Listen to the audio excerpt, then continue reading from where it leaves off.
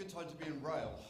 I think we're all pretty sitting there thinking, actually, we pretty made a wrong career decision at some point in our 20s and thought, instead of being bus operators, we should be rail operators or civil engineers, because Australia is going through a major infrastructure building boom.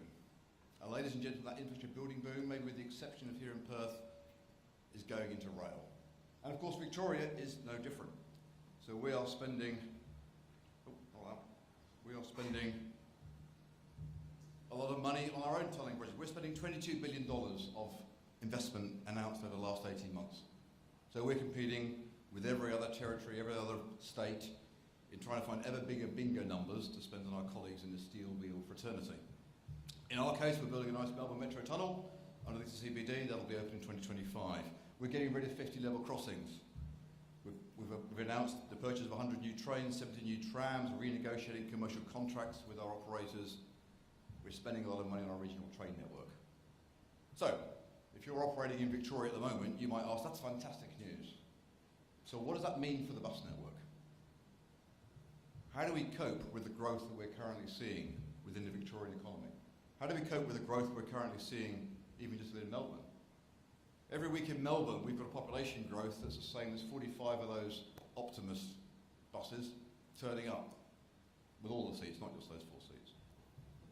We've got growth coming out of our ears. We've got 20% growth in our trams. We've got V-Line, our regional train service, running at more passengers than we've ever done before. We're about to overtake Sydney at some point. I'm sure Tony and I will duke that out at some point over the next 30 years. And we're expecting doubling of growth on our metropolitan train network. But really, the question for me with all that is, well, where does that leave the bus service? Is the role of the bus service really just to run a series of coach replacement activities while we rebuild our railway networks and our light rail networks? Or actually, is there a future for bus within our industry, within our sectors? So within Melbourne, we run about 1 in 4 of all of our public transport trips across the metropolitan area is run by bus. We've got 13 strong operators. We run 1,700 buses. We deliver around 2.5 million trips per week. That network may look like spaghetti, but of course below that, we are connecting communities. Below that, we've got a strong metropolitan network across all of our cities and councils across Melbourne that we think works pretty well. We've introduced a few years ago the Smart Bus network that gives us a high priority, high frequency, coherent set of networks. And of course, we're looking continuing at our regional towns and cities and communities as to how we connect them more effectively. So building these strong bus networks is really critical to our future growth. If we look at our operating model, we've got 5 of our biggest operators, Ventura, CDC Victoria, Dyson's and Transdev operating around 80% of our metropolitan network, and a number of smaller, locally owned, community-led companies operating the rest of our services. But the problem, ladies and gentlemen, is that we're not getting the growth. So while we're seeing growth across all of our modes, recent big growth in the tram network, helped a little bit perhaps by a free tram zone, growth in our metropolitan train network, particularly in the morning peak, what we've seen over the last 4 or 5 years is bluntly a flatlining of bus growth. And conversations earlier with colleagues here in Perth indicate a similar static, maybe even declining share of the bus market. So if we're going to make a difference as an industry, if we're going to position ourselves for all the exciting opportunities we see ahead of us, whether they're automated vehicles, use of technology, lower emissions, all the fun gizmos we've been talking about for the last day and a half, we actually need to secure our current patronage base. We need to decide what's happening with our current customers. Because customer satisfaction for bus, if I put the numbers up for train and tram, what you'd say is that the customers who are using buses today in Melbourne actually like the buses better than they do the trains and trams. So the people we've got on board are converted. The problem is people who aren't on board are not converted. We know that we've got the lowest tryout rate, we've got the lowest participation rate of all of our regular Melburnians in even terms of using buses. Everybody will use a train at some point, everybody will use a tram at some point.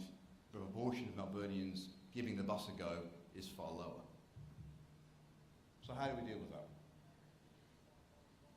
Well, the first thing is let's get our networks right. So we're now starting to see where we work well with local operators, local councils, current customers, but probably more importantly, future customers.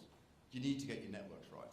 The rebuilding we've done around our networks, Plenty Valley being one example, to the west of Melbourne, looking at Tarneet, Wyndham Vale, where we reopened a major regional rail line, where we're now seeing 2 of the busiest regional rail stations and doing some of the work that Mark talked about here in Perth, about good bus connections, integrating your networks across rail and bus, has shown us 20-25% patronage growth numbers. So we do know when we get the planning right, if we get the service delivery right, if we get the quality right, we can see a big impact. But it is about putting that investment into making sure we're building effective, connected local networks. And there's still the big challenge there, which Gavin touched on, which is this assumption we make that our customers are willing to interchange.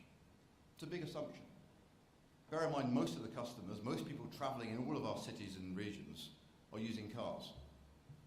So they're not connecting, they're not interchanging, and we're going to try and persuade them to try and use public transport and then try to introduce a concept of interchanging to them. That is no small feat. So building these interchanges and building these networks right has got to be our first priority. We then need to look at how do we expand our service offering. The introduction recently in Melbourne of the night network. We run 24-hour services on a Friday night and Saturday night all the way through Sunday. Hasn't been great for the abolitionists and the moral majority, but it's been great for the younger side of Melbourne, and it's been great for shift workers. What it's done is introduced not only 24-hour travel to our economy, but also broadened out the base of potential customers using public transport for the first time to get home in the wee hours. Now, ironically, we replaced the night network. Metro trains and tram and bus services replaced the previous bus-only services. As a result, we've seen huge growth in the number of people travelling late at night and in the earliest hours of the morning because they have the confidence in a wider network solution. But again, this is an opportunity for us as an industry to introduce new types of customers to the benefits of using public transport and to using an effective integrated network. We've talked a lot over the last day and a half around data and technology.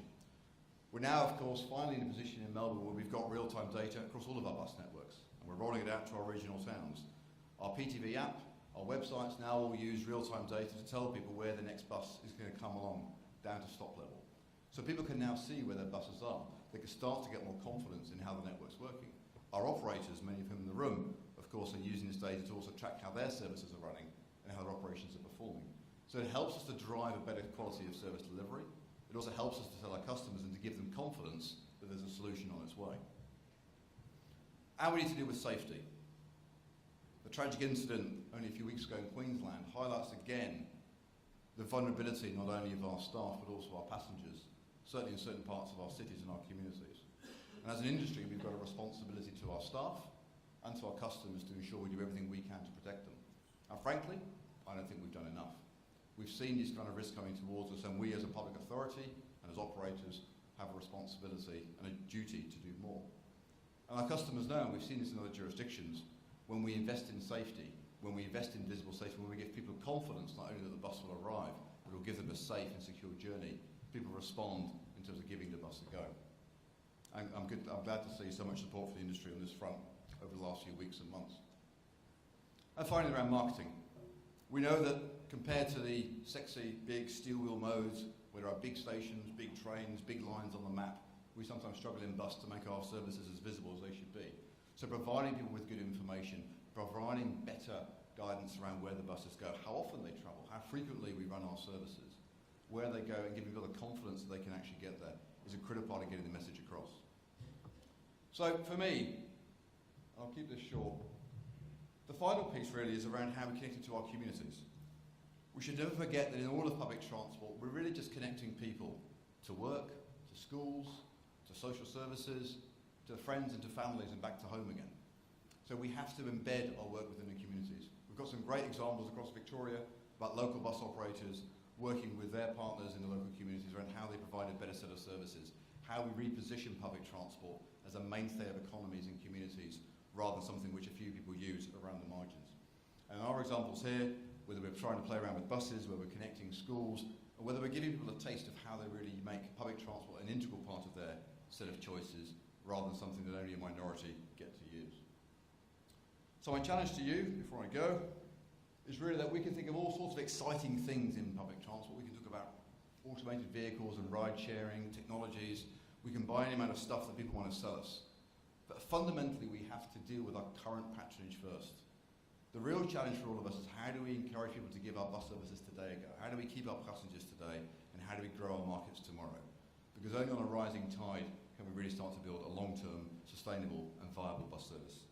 Thank you very much indeed for your time, and I invite Duncan on to